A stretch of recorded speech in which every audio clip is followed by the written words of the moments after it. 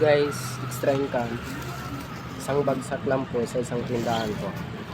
Ang tubo natin dito guys, 240 no. Pero mas malaking tubo po guys sa mga gusto magtinda po. Kaya sa mga may idea po dyan mga guys no, pwede nyo pa ako i-pin sa comment section no. Malaking tulong na siya guys. 240 pang tubo no. Saglit lang, wala pang 2 oras. Let's go.